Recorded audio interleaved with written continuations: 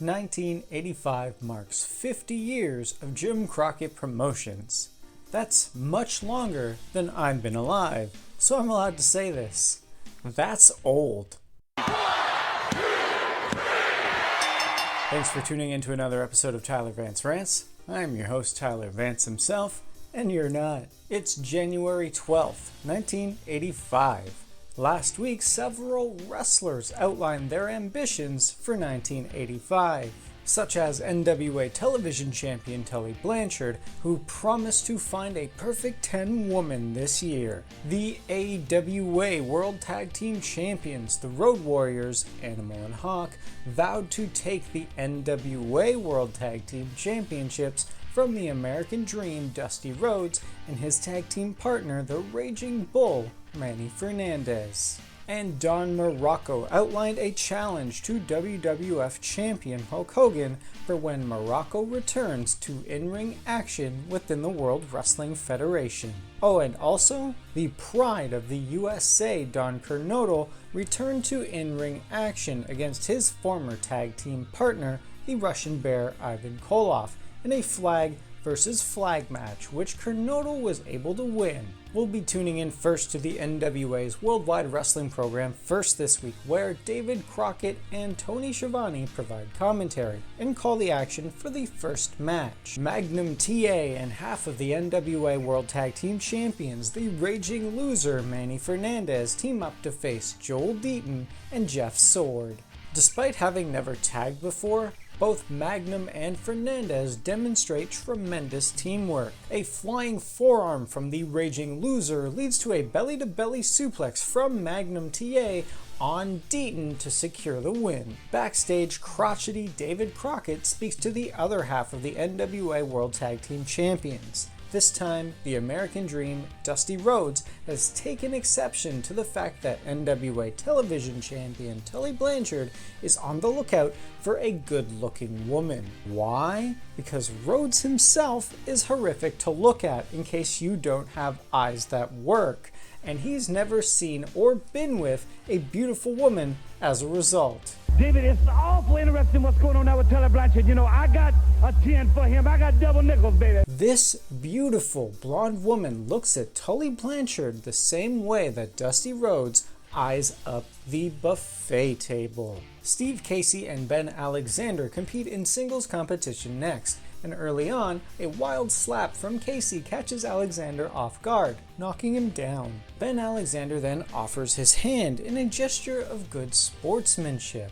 However, this goes completely ignored by Casey because he's just plain rude. He is from Britain after all. Casey attempts to shoulder slam his opponent in the corner. However, Ben Alexander is able to dodge his opponent, leading to a temporary advantage in Alexander's favor. Steve Casey is then subsequently whipped into a corner, and he tries to rebound off of it, but he slips. Despite this, Casey is able to get Alexander up into an airplane spin finisher for the win. Backstage again, crotchety David Crockett this time speaks to the man who returned to in-ring action last week, presumably against doctor's orders, in the shame of the USA, Don Kernodle, and his new criminal accomplice, crying Ricky Steamboat. Recently, Ricky Steamboat stuck his nose into business that had nothing to do with him when he went to Don Kernodle's aid when Kernodle was in the ring against his former tag team partner, the Russian Bear Ivan Koloff, in a cage. The flag, and I'm giving it all I got, and I didn't know I had it in me. I guess the adrenaline starts pumping. We're going up against a force here, not two Russians, two communist people.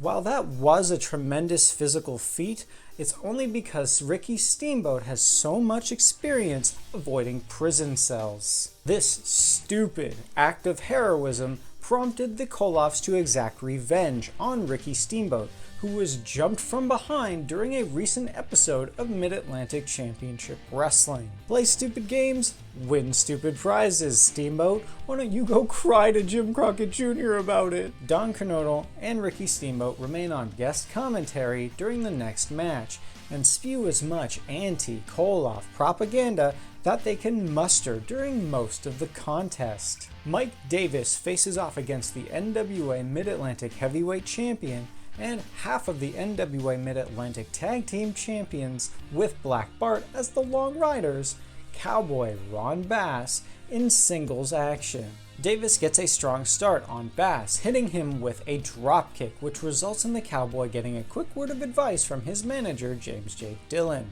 Ron Bass is subsequently then able to hit a back suplex on Mike Davis, while Davis was trying to weaken the Cowboy with a headlock. Mike Davis fights back with a flurry of punches, and just when it looks like he might do something meaningful, he trips. What a loser! All it takes from there is a power slam from Cowboy Ron Bass, and that's all she wrote. Wait a minute, stay with it! There's Slater! Stay with it! What's he doing? That's Dick Slater! Dick Slater, you no good piece of crap. You should be fined and suspended for your actions. Bass in there! Wait a minute! They're all coming in the ring now! Casey's in there! That's what I like about Slater. He knows what to do. Hold on, Slater! Hold on to it! David Crockett should be thrown off the airwaves. He is a public menace and a disgrace to broadcast journalism. Thank goodness it's Tony Schiavone interviewing the NWA United States Heavyweight Champion Chief Wahoo McDaniel next, because if I had to listen to another single word from David Crockett's nasally, whiny voice, I might just put a hole through the TV. Since the Chief is the NWA United States Heavyweight Champion, that makes him the '1 contender to the NWA World Heavyweight Championship. And ever since winning that championship from Harley Race all the way back at Starrcade 83, Ric Flair has acted like he doesn't even know the Chief's name, despite Chief Wahoo McDaniel having a major impact in the Nature Boy's training to become a professional wrestler. That is a major insult. Chief Wahoo McDaniel won't stand for it, so he joins the bandwagon of making resolutions for 1985, vowing the next time he touches the NWA World Heavyweight Championship, it'll be going home with him. That crotchety David Crockett is up to no good as he speaks to another criminal, Avalanche Buzz Tyler, backstage. Tyler has a present with him, which he says is from some of his fans. Well, what are you waiting for, you moron? Christmas was 18 days ago. Open it. Don't you look here, baby. That's a South Carolina University Gamecock. You got a sweater for Christmas? Really? I guess your alma mater saw what Tyler Vance got for Christmas, got jealous, and made an inferior product for you. Sad. Buzz Tyler is so enamored with his piece of crap present that he is almost late for his match against Mike Fever, and as the match begins, the other half of the NWA Mid-Atlantic Tag Team Champions and Long Riders, Black Bart, joins guest commentary.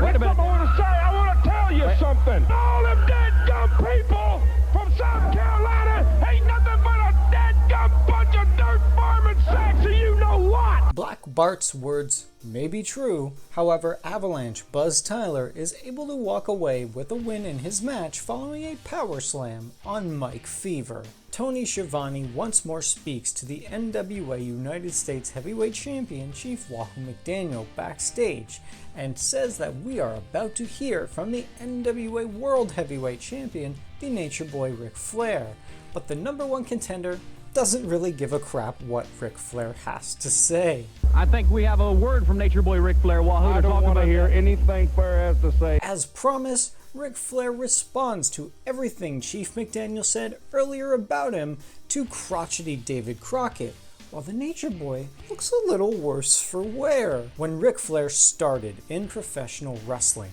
Chief Wahoo McDaniel was the man, and the future Nature Boy wanted to be the man, just like the Chief. The problem is that several years in the future, now the NWA World Heavyweight Champion, Ric Flair, is #1 and the man, and according to the Nature Boy, Chief Wahoo McDaniel can't stand that.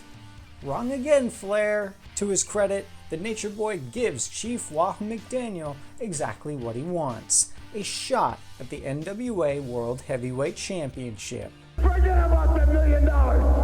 It means nothing. This is what it's all about in professional wrestling. Back to in-ring action, the Russian Nightmare Nikita Koloff, who's accompanied by his uncle, the Russian Bear Ivan Koloff, takes on Tommy Lane one-on-one next. Lane isn't even given an opportunity to take his jacket off before Nikita Koloff absolutely mauls him, winning ridiculously fast with a Cobra Clutch. And Don Kernodle thinks facing off against Nikita Koloff is a good idea.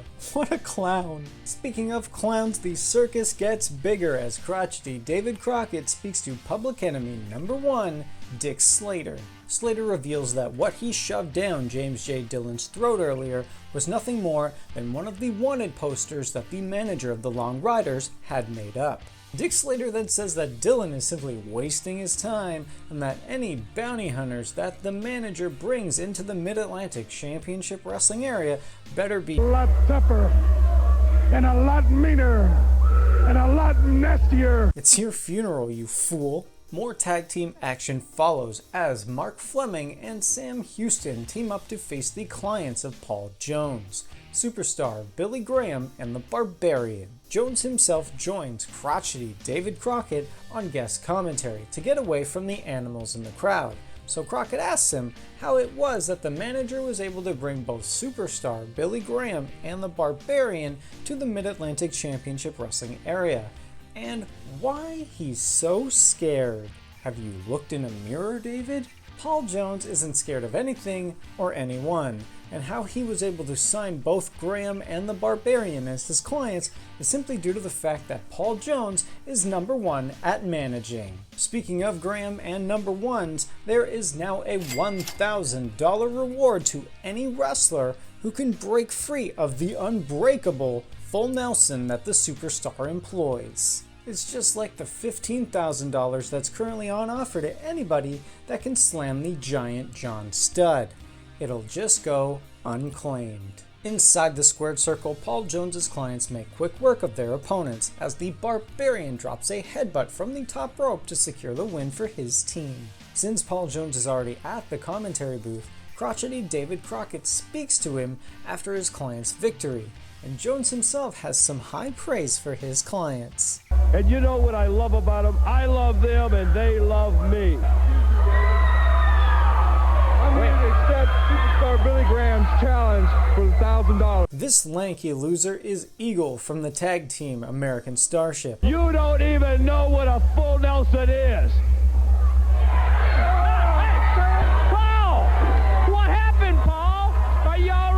Just because Worldwide Wrestling is coming to an end does not mean that Eagle is going to get away with this. I want him fined, I want him suspended, and I want him banned from participating in the $1,000 challenge. I'm tuning into WWF Championship Wrestling because the 50 years of Jim Crockett Promotions corruption is just too much for me to handle right now. And if given 50 years myself, I could not even begin to scratch the surface of how much I loathe Jim Crockett Jr. His father is rolling in his grave.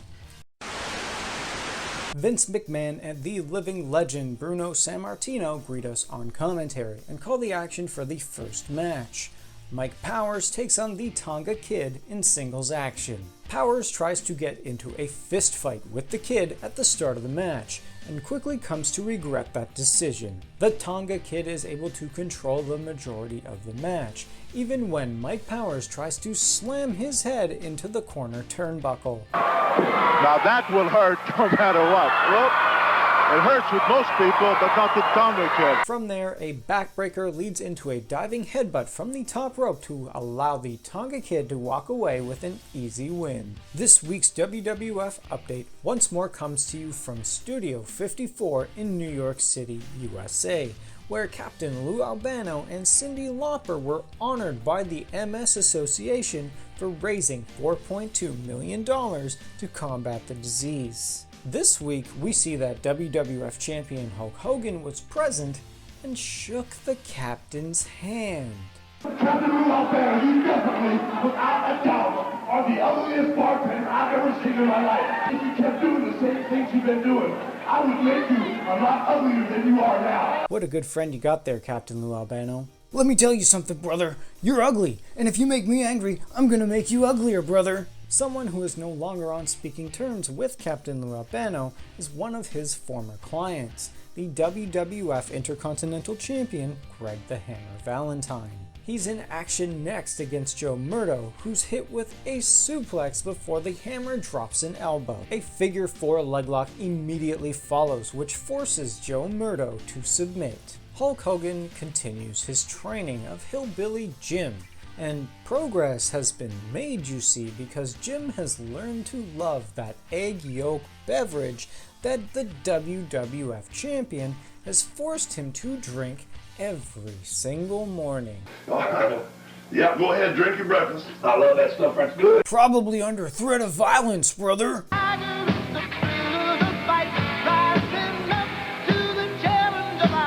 Why the hell does Hillbilly Jim work out in overalls? Well, you're not ready to wrestle. That's all I want to do, Hulk. I just want to wrestle with that ring. You know, you've got a long way to go. You've got such a long way to go until you are ring ready, Jim. You might as well just call it quits now. RT Reynolds and Mr. X take on Barry Windham and Mike Rotundo in more tag team action next. Once the bell rings, Windham is able to hit Reynolds with 2 quick arm drag takedowns. A monkey flip follows, which sends RT Reynolds outside of the ring. Once back inside the squared circle, Mr. X gets the tag for his team, but he suffers a flying forearm from Barry Windham. The pin is interrupted by the quick thinking of RT Reynolds, but it might have been a little bit too quick of thinking. Mike Rotundo legally enters the match and hits Mr. X with that lame airplane spin move that he always resorts to, prompting Reynolds to go to his partner's aid, though I think he should have sat this one out. 1, 2, 3, Barry Windham and Mike Rotundo are your winners. The WWF Champions, Adrian Adonis and Dick Murdoch, are Rowdy Roddy Piper's guests this week on Piper's Pit, and Piper is in absolute disbelief that the Briscoes, Jack and Jerry, were able to beat both Adonis and Murdoch several weeks ago. They didn't beat us. We were sick. We had the flu the last time we were here, the last time we wrestled the Briscoes. I had the Taiwan flu. I was sick to death. 104 fever. I got out of bed to show what I'm made of. That pesky Taiwan flu. You know, I had it just the other week. And if I hadn't adhered to a strict diet of a Tim Hortons ice cap every single day, I might not have made it. To know personally how they suffered, yet to still see Adrian Adonis and Dick Murdoch head into the ring and compete against one of the most talented tag teams in all of professional wrestling is nothing short of awe-inspiring. Oh, and to those that still to this day claim that the Briscoes are the #1 contenders to the WWF Tag Team Championships due to that win, you need to do what RT Reynolds should have done in the previous match, and think again. Adrian Adonis himself says that there are plenty of other tag teams more deserving in line for a shot at the titles before they are. These are real champions. Tito, Santana, and Paul Kelly go one-on-one next, and if you're asking yourself, wait a minute, doesn't Kelly's name sound a little familiar? You're right. He competed throughout most of 1984 on Mid-Atlantic Championship Wrestling and Worldwide Wrestling, and has now made his way to the WWF. Chain Wrestling starts the match off, but Santana is the one to get the first upper hand, following a body slam and an arm drag takedown. A quick body drop follows, leading into a figure 4 leg lock and the win for Tito Santana. It's another week, and that means we are another week closer to Don Muraco's inevitable return to the World Wrestling Federation. Hulk Hogan's days as WWF Champion are numbered. The spirits in the valley are rejoicing. They know that the violence will return. They know that magnificence is just a short time away. The main event of WWF Championship Wrestling is another tag team match. Aldo Marino and Jim Powers team up to face Bobby the Brain Heenan's clients, the Giant John Studd and the world's strongest man, Ken Patera. Patera is able to throw Powers across the ring as if the man is nothing more than 90 pounds, before Jim Powers goes on to be taken advantage of by the more experienced team of John Studd and Ken Patera. Powers is hit with a suplex before he's able to get a desperate tag to Marino, who goes on to experience a devastating elbow from Studd in enemy territory. A body slam and an elbow drop could have put an end to things. However, the Giant interrupts the referee's pin, instead opting to tag in the world's strongest man. All Ken Patera has to do is latch a full Nelson onto Aldo Marino, and the match, as well as the week, come to an end. I mentioned at the beginning of the episode that this year Jim Crockett Promotions is celebrating 50 years. And I have to think that a lot can happen in a single hour of a wrestling television show, let alone half a century. For example, we learned that Captain Lou Albano is no longer managing WWF Intercontinental Champion Greg the Hammer Valentine. We learned that WWF Champion Hulk Hogan's continued training of Hillbilly Jim has come up with nothing but mixed results. We learned that crying Ricky Steamboat likes to stick his nose into business that doesn't concern him still to this day, as he went to the aid of the shame of the USA, Don Kernodle, as he was facing off against the Russian Bear and the Russian Nightmare, Ivan and Nikita Koloff. We learned that there is now a $1,000 challenge to anybody that thinks they can break superstar Billy Graham's full Nelson. A challenge that was accepted by Eagle from American Starship. I can only imagine what the next 50 years has in store for us. Thanks for tuning in to another episode of Tyler Vance Rants. You can learn more about the history of professional wrestling by liking the video, hitting the bell, and subscribing so you never miss when an episode is released. You can also learn more about me and 1985 in pro wrestling by following me on social media. That's all for now, so I'll see you next week. So long. And ever since winning the championship from Harley Wace, Wace, what the hell was that? However, I think he might have, shoulda, coulda, woulda, what?